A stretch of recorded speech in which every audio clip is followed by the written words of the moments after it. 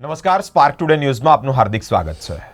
મિત્રો, શિયાળાની શરૂઆત થાય એટલે દર વર્ષની જેમ આપણને એક એક્ટિવિટી, એ વડોદરા શહેરની એક્ટિવિટી આપણને સૌને યાદ આવતી હોય છે, અને એ મેરેથોન. આપણા સૌના સ્વાસ્થ્યની કાળજી લઈને અલગ અલગ જગ્યા પર મેરેથોન થતી હોય છે. આ વખતે ડિસેમ્બર મહિનાની 15મી તારીખે ક્વીન્સ રન એક મેરેથોનનું આયોજન કરવામાં આવ્યું છે. આ મેરેથોનની વિશેષતા ઘણી બધી છે. મેરેથોનમાં કેવળ લેડીઝ જ દોડશે. મિત્રો, એની પાછળ ઘણા બધા રહસ્ય છે. એની પાછળ ઘણી બધી જે સ્ત્રી સશક્તિકરણ એટલે કે વુમન એમ્પાવરમેન્ટ કરતી ઘણી બધી બાબતો આવરી લેવામાં આવી છે. ક્વીન્સ રન જે મેરેથોન યોજવામાં આવી છે તેના જે પાર્ટિસિપન્ટ અમારી વચ્ચે છે, પ્રિયલ, નક્ષી, ખુશી, ધારવી અને ધ્રુવી અમારી સાથે જોડાયા છે. તેઓની સાથે જ વાતચીત કરી અને વિશેષ માહિતી લઈશું કે કયા પ્રકારના આ ઇવેન્ટમાં એટલે કે આ મેરેથોનમાં વ્યવસ્થા છે, સાથે સાથે જ રજિસ્ટ્રેશન માટે કયા પ્રકારની વ્યવસ્થા છે. સૌપ્રથમ વાર તો આપ સૌનું સ્પાર્ક ટુડે ન્યૂઝમાં હાર્દિક સ્વાગત છે. 15મી ડિસેમ્બરે ક્વીન્સ રન એક મેરેથોનનું આયોજન કરવામાં આવ્યું છે. અત્યાર સુધી કેટલા રજિસ્ટ્રેશન થયા છે?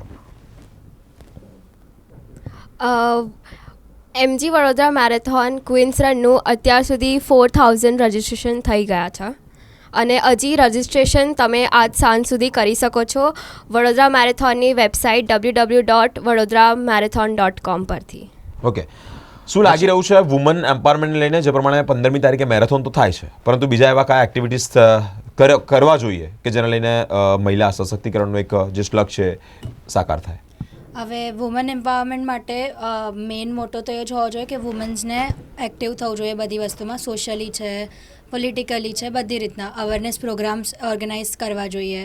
અને અવેરનેસ પ્રોગ્રામ્સમાં બી there should be like females only, જે બીજાને મોટિવેટ કરે, જે ડિમોટિવેટેડ હોય. આ વિલેજીસ છે, ત્યાંના એમને કોઈ નોલેજ કે કંઈ હોય ના, તો એમને એકનોલેજ કરવા જોઈએ.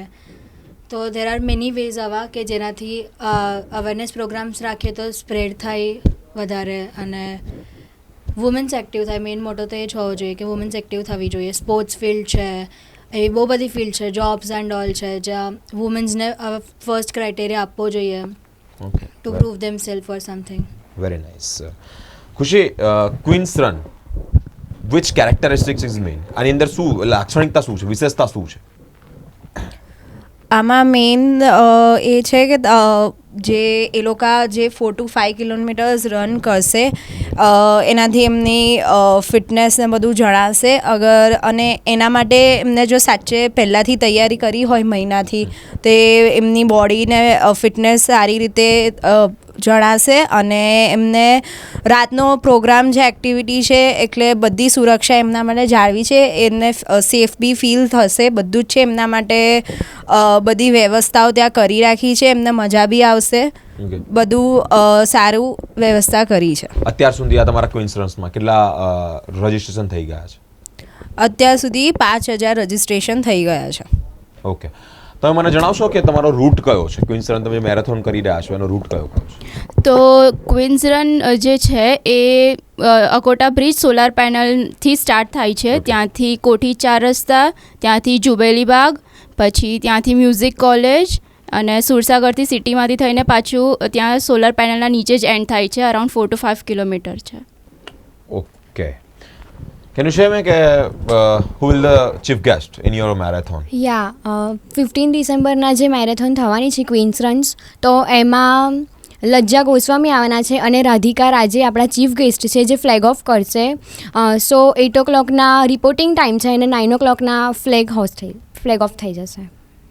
ઓકે, 15મી તારીખે ક્વીન્સ રન થઈ રહી છે, સ્પેશિયલ મહિલાઓ માટે થઈ રહી છે. તમામ જે અમારી સાથે વિદ્યાર્થીનીઓ જોડાય છે તે લોકોનું કહેવું એ છે કે વુમન એમ્પાવરમેન્ટને લઈને ઘણા બધા એવા કાર્યક્રમો થતા રહે છે, જેમાંથી એક આ ક્વીન્સ રન મેરેથોન છે.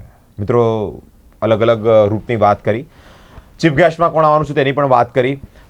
તમને એક લાસ્ટ ક્વેશ્ચન એ કરવા માંગીશ, શું લાગી રહ્યું છે વુમન એમ્પાવરમેન્ટને લઈને? તમે જે મેરેથોન તો કરી છે, સાથે સાથે બીજી કઈ એવી એક્ટિવિટીઝ છે જે થવી જોઈએ?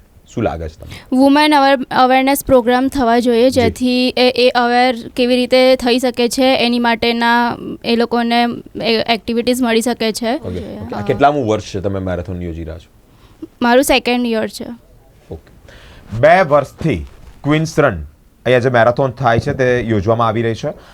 લગભગ ઘણા બધા તેમના જે રજિસ્ટ્રેશન જે થઈ રહ્યા છે, આજ સાંજ સુધી તમારો લાસ્ટ ટાઈમિંગ છે.